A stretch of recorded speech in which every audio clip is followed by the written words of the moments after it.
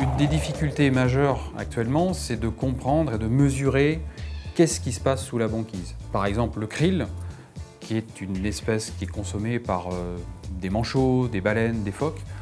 On a beaucoup de mal à mesurer l'abondance de ce krill sous la banquise. Combien il y en a, où est-ce qu'il est. C'est très difficile actuellement avec les moyens techniques actuels. Donc dans le cadre du projet Sensei, en fait, ce qu'on va faire, c'est qu'on va développer des nouveaux appareils miniaturisés qu'on va poser sur des manchots adélie, poser sur des phoques de Weddell ou des éléphants de mer. Et ces petits capteurs embarqués sont des microsonars en fait. Donc ils vont échantillonner avec un système de sonar qu'est-ce qui se passe devant le phoque, qu'est-ce qui se passe devant le manchot adélie quand il est sous l'eau. Et comme c'est un microsonar, on va avoir un écho. Et cet écho va nous permettre de mesurer l'abondance de krill qui se trouve devant le manchot adélie ou devant le phoque de Weddell quand il est en train de pêcher.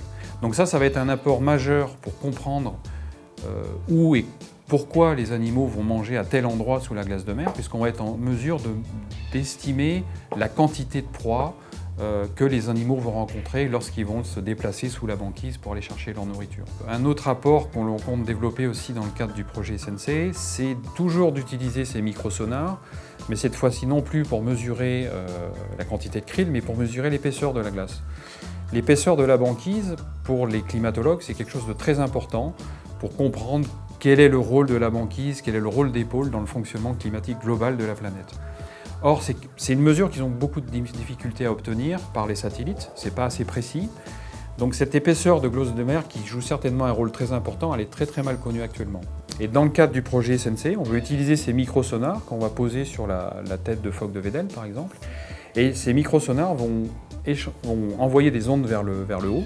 Et grâce à l'écho de ces ondes, on espère être en mesure de mesurer l'épaisseur de la banquise. Et ces données-là, ensuite, pourront être utilisées par les climatologues pour affiner leur compréhension du fonctionnement climatique de la Terre.